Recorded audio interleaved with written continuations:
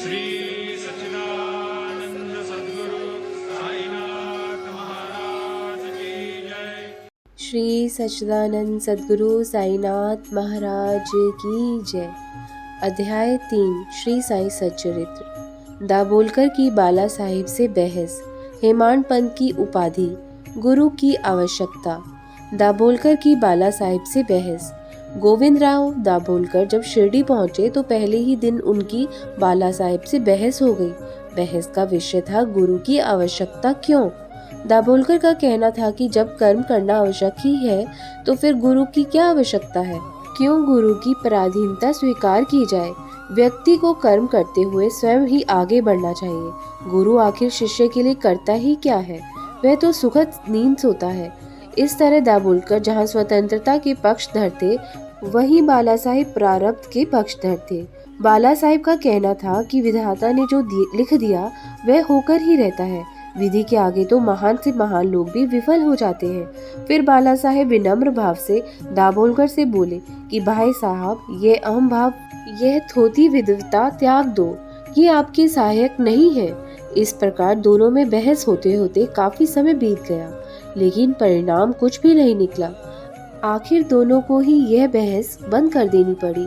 इसका निष्कर्ष केवल इतना निकला कि व्यर्थ के विवाद से मन अशांत हो जाता है। विवाद की जड़ अहम भाव है। यदि बुद्धि व अहम ना हो तो किसी प्रकार का विवाद उत्पन्न ही ना हो। हेमाड पंत की उपाधि। गोविंदराव दाभोलकर को हेमाड पंत की उपाधि साईं बाबा ने ही दी थी। बहस के बाद जब दाभोलकर अन्य लोगों के साथ मस्जिद पहुंचे तो साईं बाबा ने काका साहिब को संबोधित कर पूछा कि साठेवाड़ा में क्या हो रहा था, बहस किस बात पर हो रही थी। फिर बाबा ने दाभोलकर की ओर देखते हुए कहा कि इन हेमाड पंत ने क्या कहा। जब दाभोलकर ने ऐसा सुना तो उन्हें घोर अचंभा हुआ कि साठेवाड़ा और मस्जिद में तो पर्याप्त फासला है। फिर साईं बाबा को इस विवाद के बारे में कैसे पता चला। अवश्य ही साईं बाबा अंतर्यामी है। फिर दाभोलकर विचार करने लगे कि बाबा ने उन्हें हेमाड पंत क्यों कहा। हेमाड पंत तो हेमाद्री पंत का विकृत रूप है। हेमाद्री पंत तो देवगिरी के यदुवंशी राजा महादेव व रामदेव के सुप्रसिद्ध मंत्री थे। वे बड़े विद्वान थे और आध्यात्मिक विषयक चतुर्वर्ग चिंतामणि की रचना उन्होंने ही की थी। राज प्रशस्ति रचना भी उन्हीं की है। बही खाता पद्धति का आविष्कार भी उन्होंने ही किया था। कहाँ इतने बड़े विद्वान और कहाँ मैं मूढ़मती। फिर बाबा ने मुझे हेमाड पंत क्यों कहा। इस उपाधि से विभूषित करने का क्या अर्थ है। कहीं बाबा ने मेरे अहम पर यह व्यंग्य तो नहीं किया अथवा मेरे वाक चातुर्य की प्रशंसा तो नहीं की। वस्तुतः साईं बाबा ने दाभोलकर को हेमाड पंत की जो उपाधि दी वह अर्थपूर्ण थी, क्योंकि बाद में दाभोलकर ने साईं बाबा संस्थान का न केवल हिसाब किताब रखा बल्कि श्री साई सच्चरित्र जैसे ग्रंथ की रचना भी की थी। इस चरित्र ग्रंथ में आध्यात्मिक विषयों का सुंदर ढंग से विवेचन किया गया है। गुरु की आवश्यकता। गुरु की आवश्यकता विषय पर बाद में साईं बाबा ने क्या विचार व्यक्त किए, इसका कोई विवरण नहीं मिलता।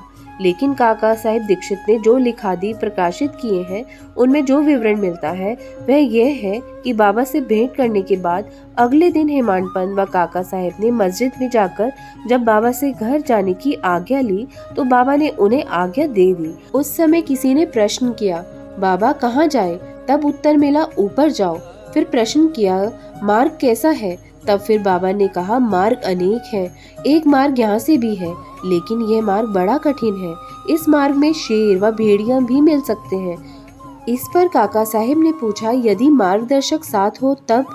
साईं बाबा बोले, तब कोई परेशानी नहीं है, क्योंकि इस सूरत में मार्गदर्शक तुम्हारी रक्षा करके निश्चित स्थान पर पहुंचा देगा। लेकिन मार्गदर्शक के ना होने में जंगल में मार भटकने या गड्ढे आदि में गिरने का भय बना रहता है। जब ये प्रसंग चल रहा था तब दाभोलकर भी वहाँ मौजूद थे।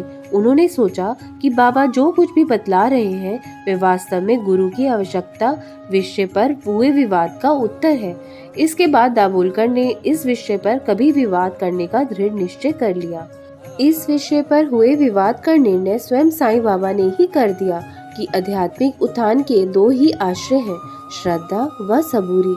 श्रद्धा का संबंध गुरु की आवश्यकता से संबंध है, जबकि धैर्य का संबंध शिष्य की योग्यता से संबंध है। गुरु के संबंध में हेमाड पंत ने इस ग्रंथ के 6 अध्याय में ठीक तरह से प्रकाश डाला है। ओम साई नमो नमः। ओम साई राम। ओम साई राम। आगे हम अध्याय 4 का अध्ययन करेंगे।